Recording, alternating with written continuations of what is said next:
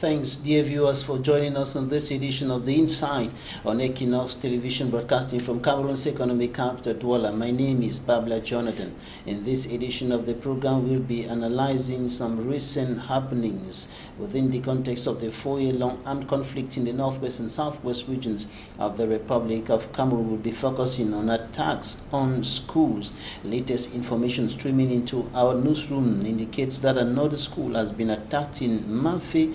It is in the southwest region of the Republic of Cameroon. A teacher and student of a primary school, a primary, secondary, and of course nursery school complex in the town of Mamfe, notably the Donayo nursery, primary, and secondary school, were shot. They survived the incident but are seriously injured, according to reports streaming in from our correspondents in that part of the country. In the meantime, an incident triggered fear, panic, and even commotion within the academic and administrative circles in the town of Mbanga in the Mongo Division, littoral region of the Republic of Cameroon. A message was published allegedly by some 4 young children indicating that they are against academic activities, and the message was also promising attacks by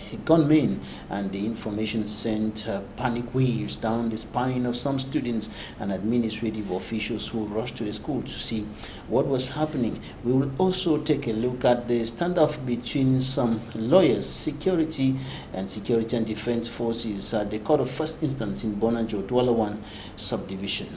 Stay with us and meet our guest.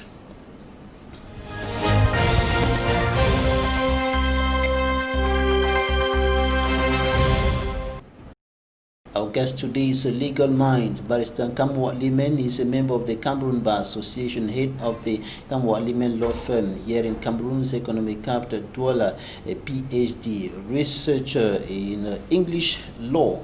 Thank you for joining us today, Barrister. Thank you, Mr. Babila. It's always a pleasure to be here. Attacks against schools continue to be recorded in the 2 English-speaking regions of the country. The most recent occurred in Mamfe, where a teacher and a student of a school complex were shot. They survived the incident, but they are said to be severely injured. What do you think about the continuous attacks on schools of recent? Mr. Babila, I've said on many occasions where I've had the opportunity to talk that I condemn in the strongest term the attack of students, people, and teachers in their schools. And may it please you to know that the right to education is a fundamental human right, and that nobody, no one should deprive anybody from going to school. And so I don't know the motivation behind why anybody would think that they can use gun to frighten or to kill people in school. It is something we really need to condemn. And Mr. Babila, if I say it's a fundamental human right, it means that those people perpetrating those acts can actually be brought to book. It is not correct. It is not correct, but in recent times, that is what has been happening. Before Ngarbu, where some children and women were killed, and then Kumba came, where students were killed. Now another school, or before the school in Mamfe, earlier this week, there was in Limbe, where armed men stripped students and teachers naked, and they were running around the school campus and on the streets completely naked. What can possibly explain this twist of events in the 2 English-speaking regions of Cameroon? Some students were also kidnapped somewhere in the northwest region. Mr. Babila, we acknowledge the fact that there is an ongoing crisis in the Anglophone regions of northwest and southwest, but when acts are being repeated like this, it shows a kind of laxity, a kind of weakness in the security measures. And we've been saying severally to deaf ears that the most appropriate thing to do is to resolve the Anglophone crisis. Because today we're talking about Gabo, we've talked about Limbe, we've talked about, today we're talking about Manve, we talked about Kumba. What next?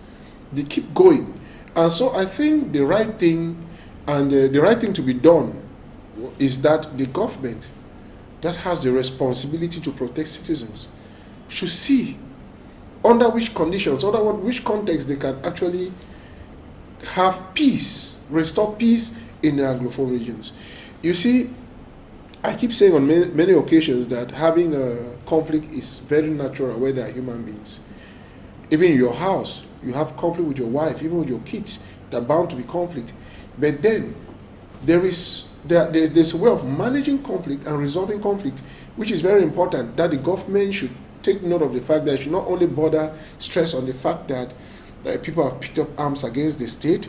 We know for sure that those people were actually pushed to the walls, as many other Cameroonians are pushed to the wall, though it is not the right thing to pick arms against the state, but they have done. Now, how do we manage the situation is very important. When we manage, we contain the situation. We've seen that we cannot manage. We cannot manage the situation, because you see, when they try to concentrate in the northwest, activities shift to the southwest. By the time they want to come to southwest, it shifts to the northwest. So you see that there is a problem of containing the sporadic killings, and the more government strives to put an end to the cessationist activities, using to a greater extent force, military force, threats from administrative authorities, and of course calls on those carrying guns, the civilians carrying guns, to drop their guns and come out of the bushes, the more such incidents are recorded. It has proven over time that military actions have failed. This for 4 years running, and it's getting worse. Mr. Babila, many institutions, many organizations, many intellectuals, many groups have told the government outrightly that you don't wage a war against your own citizens, and that no state has succeeded to win such a war. Why do you insist in making errors? They have seen for 4 years that military could not crush the Ambazonians. Why then not just come and say, let us solve this problem? I think we should be realistic at times to know when situation is out of our hands. And you see, believe me that the government is confused. Confused because at one point you see them trying to bring measures to contain and maybe to ameliorate conditions, whereas on the other side you find intense military action going and kind of provocations from some ministers.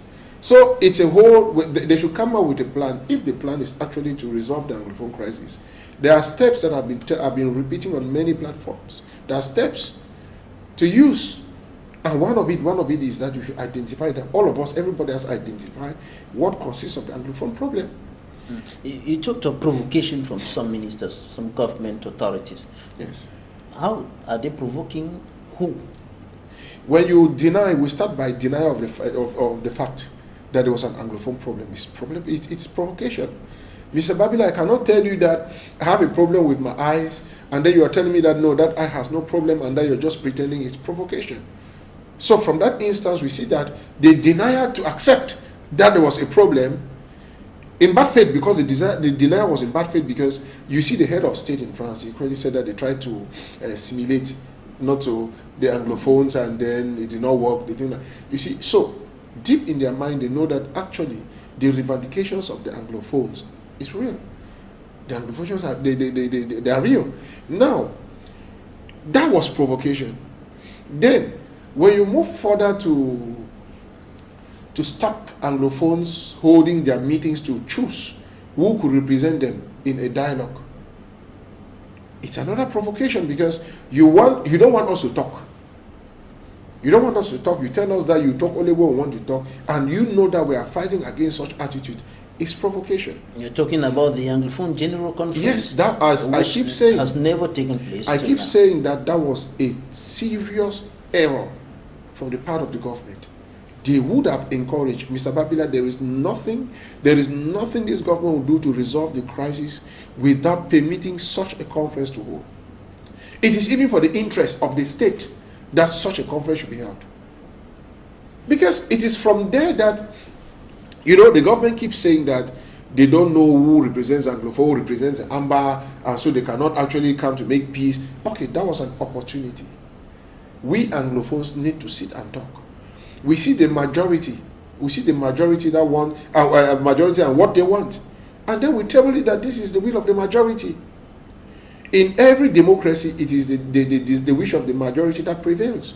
So if the majority in such a meeting decides and then they table it to the government will have a leeway to see how to solve the problem. But when you say they cannot meet, how do you solve the problem?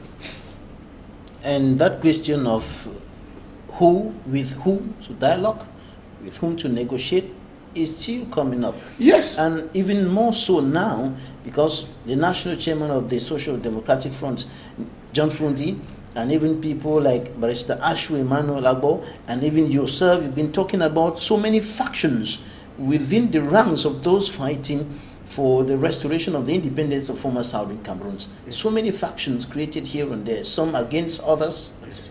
Mr. Babila, that would have given us, the Anglophones, the responsibility of canalizing our energy.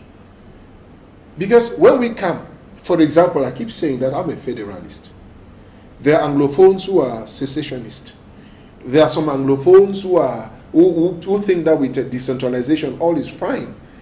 But when we come together, I can convince as an Anglophone. I say, okay, why I think federalism is best is because of this, and that. The other Anglophone brother who wanted just to secede from Cameroon, they want another country, will tell me that, okay, this is what we think, this is what we think, and then it's from such a meeting, a conference, that will come out with what we want. We vote, we come out with what we want, and then the people to represent us. I think that is the best option the government has. Till now, the Anglophone General Conference should hold.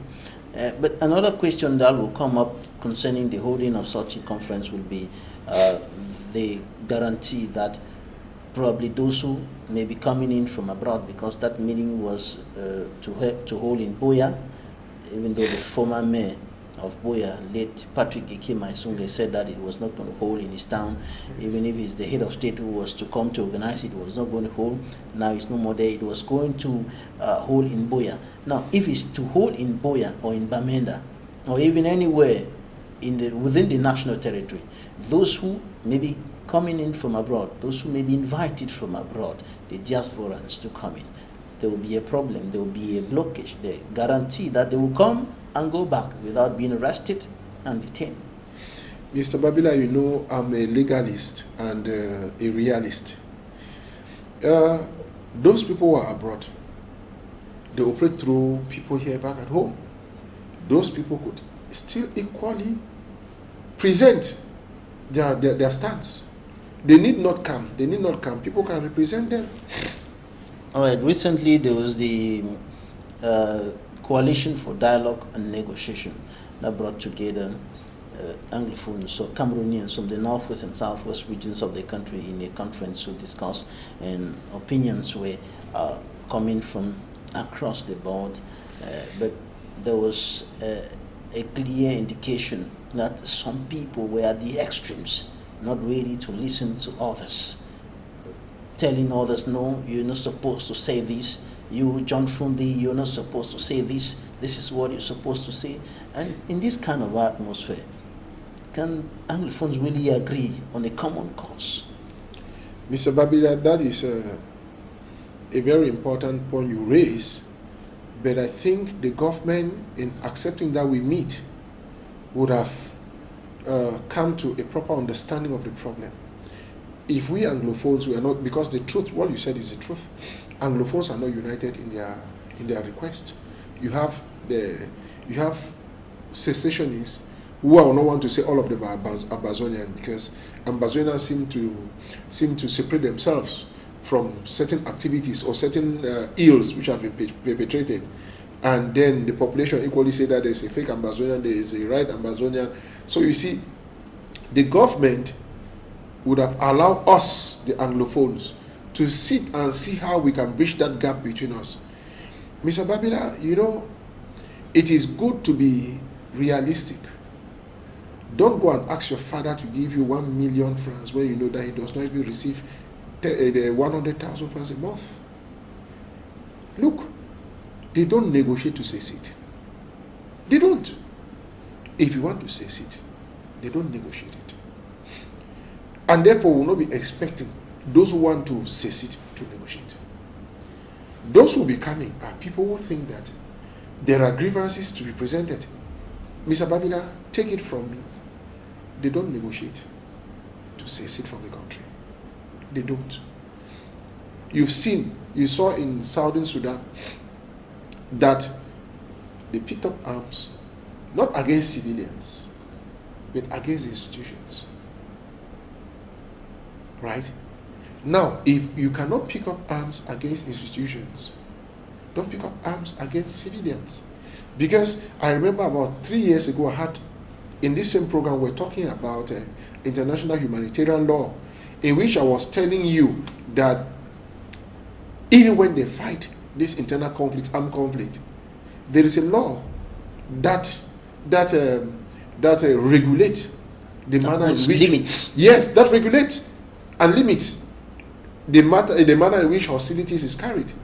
For example, I said that this law, one of the most important thing about this international humanitarian law is that it seeks to protect civilians.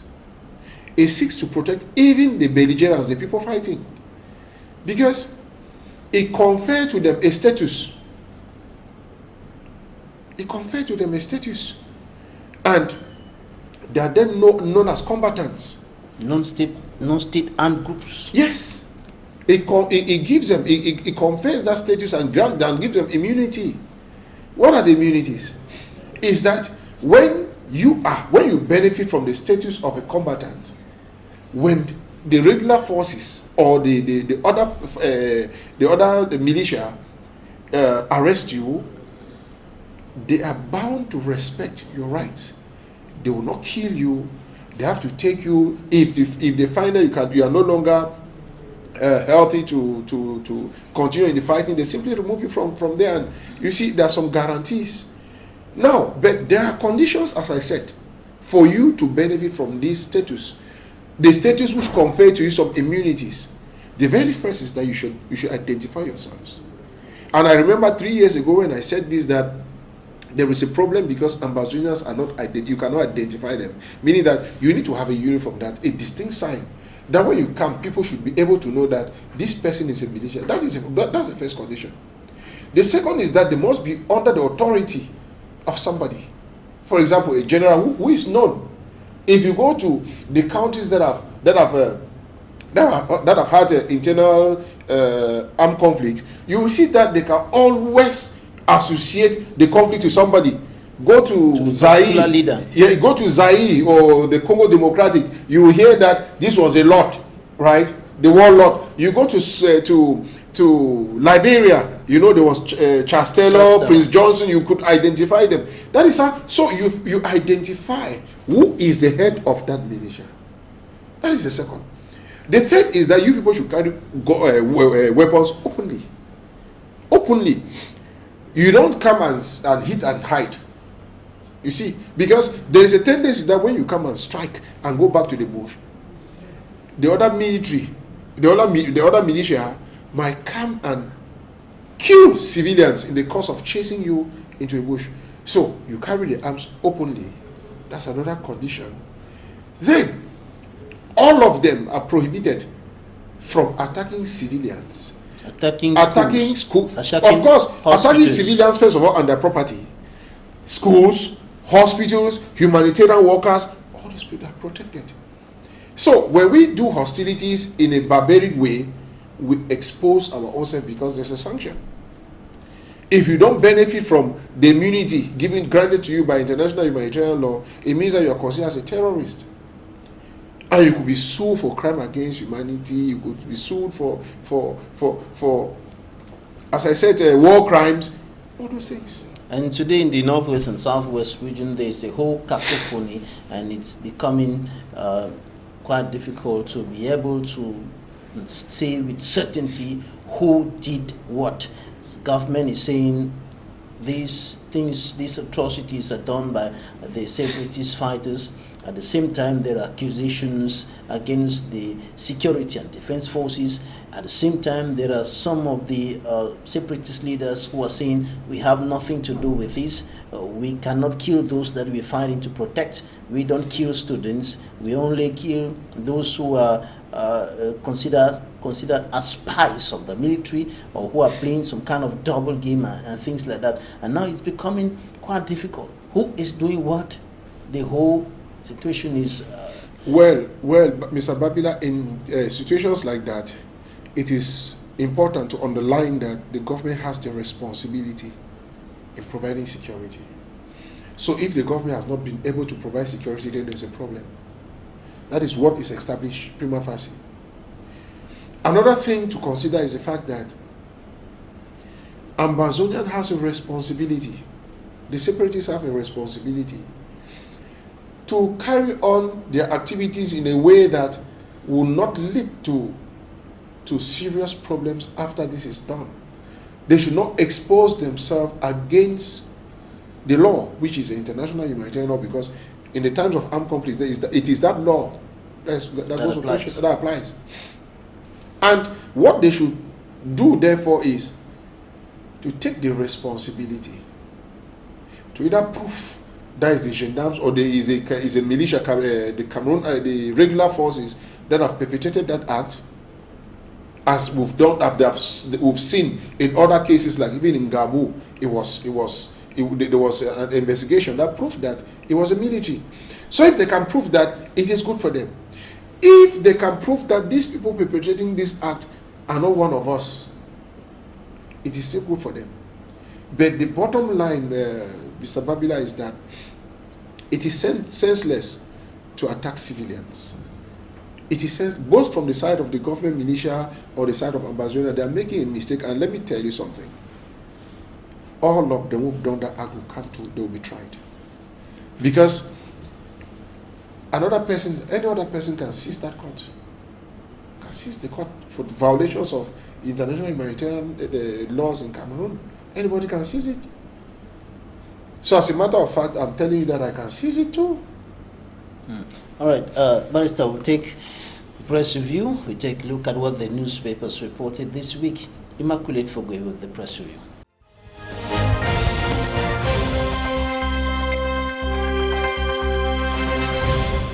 The Voice Weekender questions if the 4-year bloody Anglophone crisis is still a taboo during the November parliamentary session. The Horizon says Kavayege Jibril, president of the National Assembly, attacks Professor Maurice Kamto's MRC party at the opening of the November parliamentary session. The Garden Post. Kavayege Jibril makes derogatory remarks on Kamto's quest to take over power. Eden, alleged bribe-taking lawyers fight in court. The Post-Weekender report about an explosion that occurred in Boya, causing several persons to be injured and cars damaged. The Horizon quotes the kidnapped Fon of So, I am for one, Cameroon. Another edition of the Garden Post says Fon of So and Cardinal Tumi subjected to physical and mental torture during their kidnap. The Median, Anglophone crisis outrage in So as Fon is held hostage by separatist fighters. Another edition of the Median questions if the Nso clan can pick up the pieces after the Fon's humiliation. Another edition of the Garden Post says the government loses battle in persuading the freed Fon of So to return to his palace. The Horizon, Cameroon hit by second wave of COVID-19.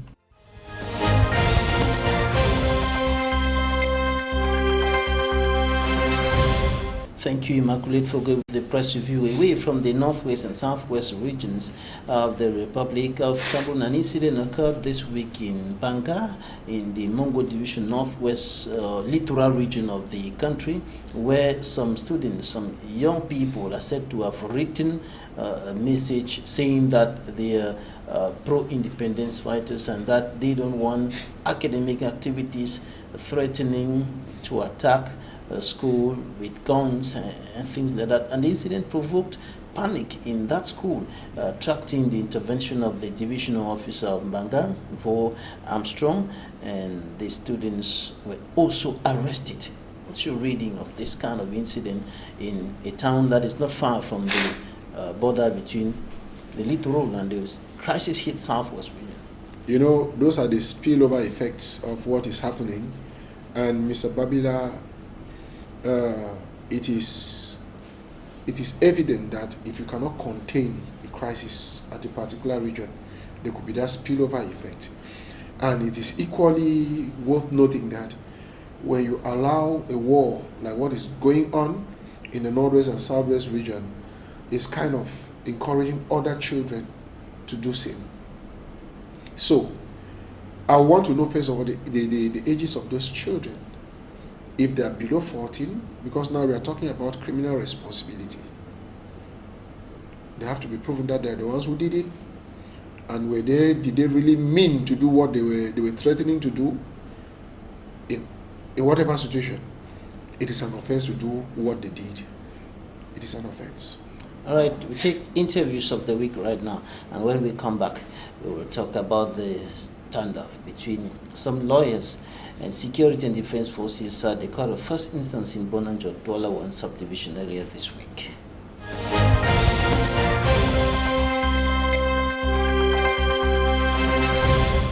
When we hear that our children and some women are killed for we don't know why, because up till now what they ask for is not what they act, because you cannot ask for something and kill children. Nothing is can be explained by that. So we are sad, but what we say is that make they hear that cry of the President of National Assembly, which is the cry of all representatives who we are, so that they can stop those atrocities.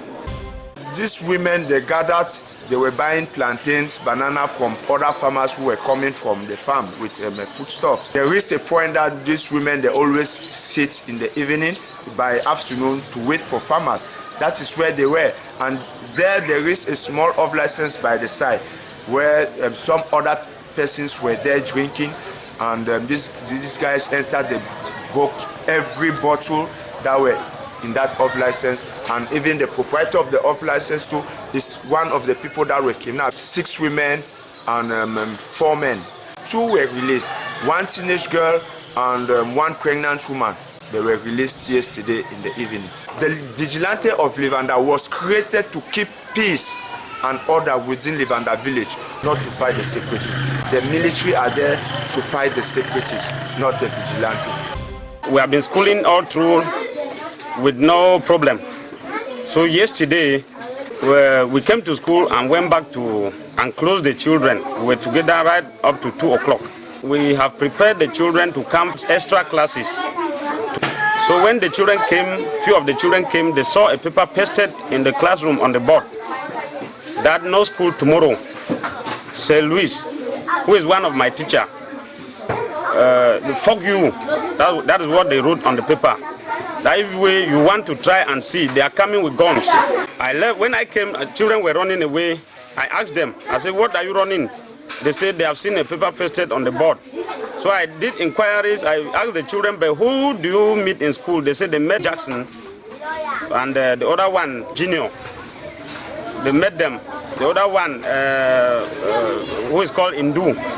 So I left now, went and called for Jackson, who was just staying beside the school, and asked him, how many people did you see in school? He said there were 4 of them.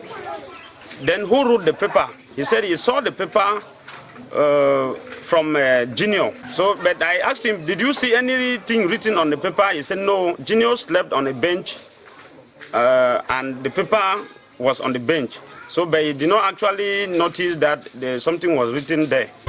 Make sure that anybody you see around your school or anybody around your village who is going around saying that you people should not go to school, immediately inform your teachers.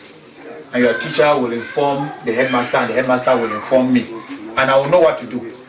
So today, I'm here with all these big people that you are seeing to come and say that my good friend must go to school. Yes, that's why we are here. We have been working for all this while, from since 2018, we have not been paid. They have been owing us for the past 20 months. When they receive money from government, instead to come and pay us the money, they say they are paying contractors. And who are those contractors? They themselves are the contractors. They receive the money and divide for themselves. We are so free. But every moment, they just fool people. They were lastly paid a month ago when school was about resuming, and everything was done to ensure that they get at least a month's pay to be able to prepare children for Barrister school. Of course, 1 month's pay after a long period of no pay can actually not solve the backlog of problems you have, but can help you resolve the immediate.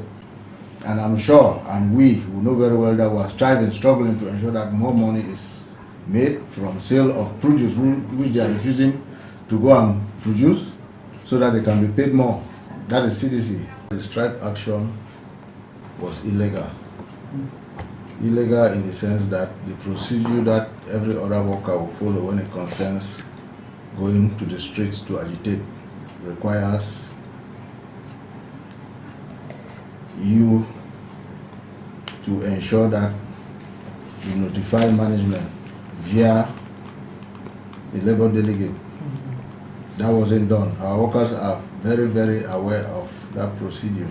In as much as they did not respect what has to be done for you to be able to go to the streets to agitate for a right, we termed it illegal. But being a house, management being as understanding as we are, knowing the situation that we're finding ourselves, we waved that option aside and opted to react to their needs. It's not the first time it is happening. They have had strikes in Tico, in Edinam, in Mondoni, and in Bota this time around. And whenever it is done, we try as much as go nearer to them to explain to them the difficulties that we're facing. They all know very well the difficulties CDC is facing because of the crisis in the northwest and southwest region. And in the difficulties that we're facing, the government opted to assist. As they assist, so too is CDC management capable of paying workers. Illicit manipulation of petrol, that should be discouraged. And it's something that is very recurrent in the town of Bamenda. And people can see the disaster. We're just lucky that we were able to stop the fire before consuming everything that we see around here. So the advice I would give to the population is that they should refrain from this type of activity. It's very dangerous. We're sorry for what has happened, but this should be an opportunity for us to denounce some kind of activities. Landlord should know who is in your house and what is he doing. If you are checked earlier, you would have been able to advise your tenants this operation is not correct. A building permit were to be issued, then each house would have had a means of accessibility. So you can't access the houses because they were not oriented within the building regulations of the city. Because normally every house where people reside should have access in and out of their houses. Please, whatever the case, whether you're putting up a kiosk, you are putting up whatever you're putting, please, it is but important for you to alert the council such that in the case of any incident, we can look from our file and identify where your house is. We need to reform the way we dialogue today between the state and the private sector. Cameroon Business Forum for now looks more like an event, but it doesn't look like a platform where we truly dialogue and we take decisions together to advance the economy. So that's why we are taking, okay, we need to reform that and to go towards a permanent dialogue platform between the private sector and the state. We talked about the fiscal reform, which is asked for now, by, I would say, many years by GCAM, to say, okay, we need to have a taxation system which is attractive for private sector, and which is helping them to create value and to create industries. We need to have a better governance system, because when governance is bad, it is impacting the way private investors are also creating value in the economy. So that's why we are asking about getting towards more efficiency in governmental action. We are asking about increasing non-fiscal revenues, because we think that if we do that, we'll be able to have better incentives in terms of fiscal taxation. We are also asking about rationalizing expenses, government expenses. And the last thing is also about modernizing justice, because if we don't have a good and attractive business climate, we cannot reach the development objectives that we have decided to achieve. I had a wound on my foot, and I realized that each time I took something that was very sweet, the wound will be very painful. So I went to the hospital, and they sent me to go and do fasting blood sugar. I had gone to the hospital without eating, so I went for fasting blood sugar, and my fasting blood sugar was high. I really want to eat something that is sweet. Sometimes I want to drink something that is sweet. Sometimes you want to eat something that you really like very much and in large quantities. And when you do it, your sugar level goes up. And there's this free campaign, you come out, because I've learned so much here today. What the lecturers are giving is very interesting for us who are diabetic. And so it's going to help us concerning our nutrition, concerning our daily life, and we'll just live like all other people. Everybody who has a diabetic problem should see a specialist, because when you meet a specialist, you are well informed. A specialist may give you a chart, a nutrition chart that you follow, and you know how to live well. We had a good game. The whole team, they did their best. Everybody tried to give his 100%. And at the end of the game, we had 4 goals of our side. And yeah, that's just it. I think the group is also living well. We can see through the game, the team spirit and the fighting spirit, and that's just what we need. Well, it's always good to come back and score goals. Yeah, it's been long. I haven't been here. My last game was against Nigeria. And yeah, now I'm back and ready to help the team and win games. This is my second hometown. I'm from Southwest, but I grew up in Douala. I wish I had the population in the stadiums, but we can still feel their presence out of the field. After the game, we could see how much they were supporting us, and yeah, that's all what we need from them.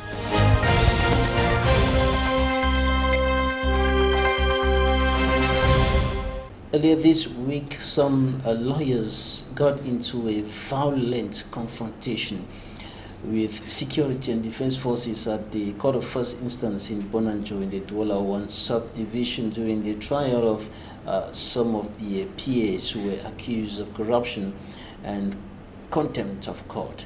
Barrister NKAMWAH, when we see such incidents happening, similar to what happened about 4 years down memory lane, when lawyers were flocked on the streets of Anglophone Cameroon, some flocked in their offices, maltreated, and which contributed to the situation that we're living today in those two regions. When we see such incidents happening in the town of Douala, how can we understand that during the trial of a lawyer or some lawyers, such an incident erupts, and then lawyers are some kind of maltreated, so to speak, some are wounded, tear gas in the court of law, bullets and things like that? It was an aggression. Confrontation means that we confront each other, but it was an aggression. They brought in gendarmes and police, right, to perpetrate aggression against lawyers who were in the court. Mr. Babila, it is, may I tell you that this situation is worse than what happened in our side? Because in the Anglophone regions, and that's how the Anglophone crisis started, lawyers were arrested on the streets. But here, lawyers were attacked inside the court premises. It is worst, because the courts belong to the lawyers. You see the president of the court, he'll be transferred one day. The ones that were there last time, they have all been transferred, not all. New people have come. It is, we remain in those courts. It is our courts. It is a court of the people. And the lawyers are the defense counsel to the people. And that's what is the difference between a state counsel, who is, as the name goes, state counsel, lawyer for the government. We are lawyers for the common man. The common man. So when you attack lawyers in such a sanctuary, which is a court, it shows that there is Cameroon, there's no rule of law in Cameroon. Me, I will not blame the police or the gendarmes who got themselves there. I blame the state council and the attorney general who could permit that such a thing should happen. It was premeditated because the court session had to start at 2 p.m. Mr. Babila was there by 1 something. The whole place was, you had about 60 police and gendarmes in court. When the matter has not even started, why did they call them? Because they knew that the lawyers were going to ask for provisional liberty, bail, to the other lawyers, because as a matter of fact, the state council to me destroyed everything sacred between the judiciary. By bringing the security and defense forces? No, we start first by sending those lawyers to prison. It is so stupid. I don't know, it is so stupid. Mr. Babila, the law says that when someone is accused for an offense, offenses are classified. You have the simple offense, you have the misdemeanor, you have felonies. What the lawyers are being accused of is a misdemeanor. What does the law say about misdemeanor? May it please them to read 224, Article 224, 222, 224, and 246G of the Criminal Procedure Code. It talks about bail. And it says that persons being prosecuted for misdemeanor should be granted bail. Why do I say should be granted bail? Because that same Criminal Procedure Code says that remand in custody is an exception. The general rule is that the suspect or the accused should be granted bail. Except in felonies. But we have instances in felonies that bail was granted. The son of Badikumba, the late son of Badikumba, was accused for murder. But he was granted bail. But this misdemeanor, that the law says that you can grant a lawyer bail. And as usual, we try to civilize the judiciary in Cameroon. The Anglophones try to civilize the judiciary in Cameroon because the Criminal Procedure Code is 90% influenced by what we were born with. Because bail, it's something we grew up with. The bail started practicing bail in Francophone zones in 2006 when the Criminal Procedure Code was entered into force. So, Mr. Babila, the law, then to us, when they summon you in Northwest and Southwest, you just look for somebody, say, no, well, let's go. If there is they want to remand me in custody, you can bail me. The Francophones, as malicious, the Francophone government, beg your pardon, not the ordinary city, the Francophone government, as malicious as they are, each time they copy a good provision from the Anglophone system, they always come and tie something like the president must ratify that. And in this case, what did they say? They say that bail will be granted that the judge can decide to grant. And they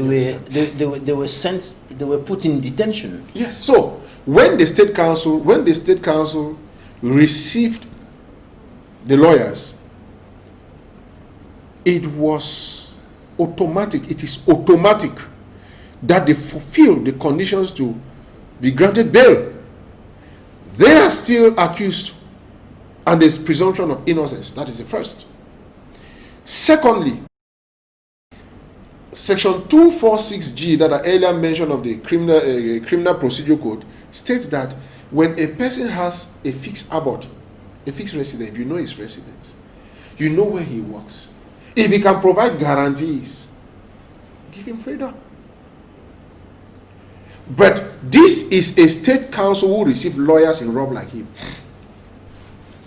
and decide not to give them the consideration they deserve. Is that why the lawyers rose up to? Of course. So when they sent them first, when they sent them to court, when they sent the matter went to the state council in the first place, they sent them to New Bell. So the day they had the eruption in court, they actually came from New Bell, and the lawyers were all there in our numbers. To say that they will not go back to no. That's not what said. That's not what we said. We officially, because bail can be granted at the level of the state council, bail can equally be granted at the level of the courts. So now, we came again in court and formulated this application for bail. And then the judge requested for the submission of the legal department. Who could do that immediately? So that they could do it in the same at the same spot. They requested that the lawyers should go back to prison for them to go and do their submission and come back on the 25th or something like that, 22nd or 25th. And so the lawyer says, no. We cannot be lawyers fighting for the rights of people. You are a state council. You decided to be a state council. We are lawyers. We choose to be lawyers. One thing we have in common is that we are all in the judiciary. Why would you send a lawyer that you know his house, his or her house? You know that the lawyer practice in Cameroon. The lawyers belong to an association, to the bar. They can always be present when you need them. Why would you choose to send them? What was he trying to prove? To prove that he's bigger than lawyers? To prove what? Look, Mr. Babila, it hurts. It hurts to think that this same magistrate, state council, who failed to use his discretion, because as the word says, when they say that they could grant bail, they say at the discretion of the discretion. The state council. At the discretion of the state council. Discretion means from his will. From his will. What are the things to be considered in his will? Who is this person I have in front of me? Can this person come to court when I need him? And the lawyer fulfills all. So that is when the lawyers got up and said, no. This is a violation of the law. These people, you have to give a ruling that they can be taken on bail. What was so difficult for the court to say, okay, since there is this, okay, let them pay this amount as caution? Why do they think that it was the right thing to humiliate lawyers? What is that you were in court? How did the tear gas come about in the Temple of Justice? Mr. Babila, I told you that before the matter, even before our colleagues came from New Bell from the prison to the court, there was already that huge deployment of the forces. So if I tell you already that there was the huge deployment already, you should know that they came ready, that if lawyers want to protest, let us affect them. Let us attack them. Mr. Babila, I've had the privilege to defend commandants, that's military people in court. I've had the honor to defend police people in court. And I want them to know that when everything goes bad, it is a lawyer who stands for them. The ministers are in prison. Who is defending them? The lawyers.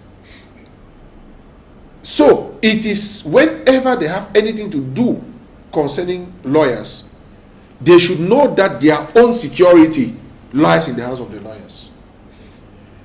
And that the state council, most of the magistrates, you know, when they go retirement, where they go to, they become lawyers. They become our colleagues. And they will become our junior colleagues. How do you expect us to treat them? When you send a lawyer to New Bell, to prison, what are you trying to prove to the society? What are you telling the international community about rule of law? Because if you cannot treat a lawyer well, it means that foreign companies will not come. That if I have a problem tomorrow, who is going to defend me? If lawyers are maltreated in the courts. And one of the lawyers, former representative of the Cameroon Bar Council in the Northwest region of Cameroon, and a former member of the Cameroon Bar Council, a member of Cameroon's upper house of parliament, Senator Kemende Henry Gamze, condemned that incident and qualified it as fire taking over the temple of justice. Take a listen. Seeing smoke and hearing gunshots emitting lightning in the courtroom has caused me to describe the event as fire at the temple of justice. For the courtroom is a temple of justice in the proper sense of it.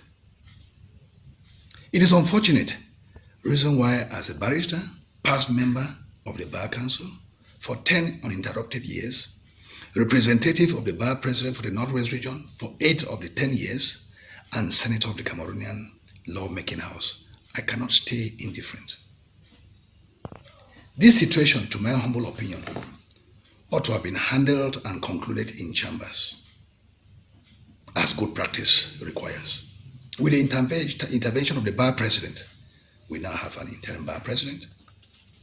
If it became necessary, knowing the circumstances surrounding the present life of the Cameroon Bar Association, whereby they are mourning the loss of their sitting bâtonnier as the Bar President, a rare event in the life of every bar, the judicial authorities ought to have learned a lesson from the ongoing Anglophone crisis that started with the lawyers' strike to do diplomacy. After all, the allegations made against the concerned lawyers is not the first of its kind. Many are situations whereby clients erroneously think that without winning their cases, the lawyer has failed to do his job. There are still many clients who erroneously think that a lawyer's professional fee warrants sharing with the magistrates in order to do their bidding for a successful trial. I would want to think that the magistrate concerned here, by seizing the hierarchy over an issue she could handle, acted emotionally, maybe influenced by her jealousy over the growth of the lawyer's pockets, whereas the magistrates consider themselves as doing the most work in the judicial process while the others feed fat therefrom. The ordinary Cameroonian is tired of the tarnished image of the country, home and abroad. So much so that this occurrence has to be taken seriously, and if possible, an independent investigation opened to bring those involved in the decision process towards that chaotic situation to book. From my experience, 20-something years of practice, I've discovered, as a matter of fact, that out of the cases that go to court, about 3/4, they end up with a discharge and acquittal. But among these 3/4 of cases that are discharged and acquitted, people are discharged and acquitted. There are people, about 3/4 of the persons who undergo those trials that end up with discharge and acquittal, they have suffered unwarranted detentions. I will say, and the Bar, Cameroon Bar will continue saying that it is unwarranted, it is illegal, it is unconstitutional. It is against the Universal Declaration of Human Rights. The reverse should be true. People should be presumed innocent until their guilt is established. And for that reason, bail should be a matter of right. Bail should be granted as of right. Their detention of any litigant, of any accused person, should be the exception. But what we have situations where the cells, the prisons are used, human rights are negotiated. They are detained. Most of the people who are detained, they are detained because they don't have money to pay to secure their bail, which is wrong, and we condemn it, and we will continue condemning it until when we shall have a sensible judiciary, or when we shall have a sensible government that will put in place a sensible judiciary, will bring order to bear. If we have a judiciary that needs overhauling, total overhauling, it should be made clear without any room for any reason why bail should be granted. It should be made clear that every offense should be granted bail. And reasons for refusal of that bail should be put down should be recorded. And the reasons could be challenged by way of an appeal. This is what Cameroonians should understand. That our judiciary needs total overhauling. We don't need to, and that we need a different mindset before the present criminal procedure code could apply. Because we still have, there's still a diametrical, application of the criminal procedure code in Anglophone Cameroon or in the Northwest and Southwest regions and the rest of the 8 regions of the country. The application in the field is like day and night. It's like day and night. Bail is still considered an exception in the 8 regions, that hitherto practice the civil law system. You're welcome back, Barrister. If you had to give an advice to the judicial authorities of this country with regards to that incident, I don't want us to go into the polemics of whether the lawyers who have been tried are guilty or not, because we're not yet there, and I just wanted to look at what can be done to avoid such happenings, which could degenerate to something else. I must first of all say that it's unfortunate that we've arrived at this stage where it's not only a lawyer who is poorly looked upon now, even the magistrates are poorly looked upon. You see, what should be done is to remove from the minds of the myopic minds of some of these francophone magistrates that are better than lawyers. In the Anglophone section, it's not like that. A magistrate in Anglophone section looks at a lawyer as his colleague. They belong to the same court, they even have meetings, judicial meetings, they have... but here, for what reason, I don't know, stupid French mentality, a magistrate would think... No insult, Barrister. No, it is not. It is a bad mentality. Right. It is a bad mentality. That's much better. It is a bad mentality. So, why do you... If there is no harmony between the magistrates and the lawyers, there will be the judicial system will collapse. And so, if all of us were working for the interest of justice, the magistrate should respect the lawyers respect the magistrate.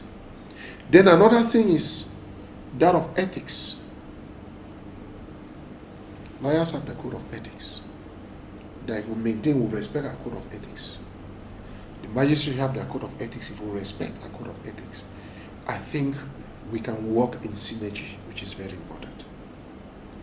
But for the purpose of justice, what happened to Douala should not go unpunished. The Attorney General of Douala should make a statement, should be called by his hierarchy to make a statement. The State Council, anyway, one thing is very certain. A State Council in Douala cannot send anybody to New Bell without the blessing of the Procureur General. Do you know that? Anybody who goes to New Bell... In other words, you're saying that he was aware. The Attorney General was aware. Of course, of course. This is what happens. When cases go to the legal department, they appreciate the facts, their decisions, and send every 4 o'clock, 3 o'clock, 4 o'clock, all those files go to the Procureur General. We'll look at it and say, okay, if this one is not correct, no, don't do it. Why did he not ask that the lawyer should be granted bail? When you see they adjourn their submission, they want to go and ask. So what do we say? What do we say? One thing I know for sure is that they're going to grant them the bail. Where are they now? They're in the prisons. They're New Bay prison, unfortunately. And you're asking that they should be granted bail? It is your right. And you know there is something. When something is of right, you cease. You know that? You cease your rights. Yes. You don't beg for your right. You cease your right. Barrister NKAMWAH Limen, member of the Cameroon Bar Association and head of the NKAMWAH Limen Law Firm, PhD English Law Researcher. Thank you for joining us today. It's always a pleasure, Mr. Babila. Thanks, ladies and gentlemen, for staying with us. That will be it for today's edition of The Insight.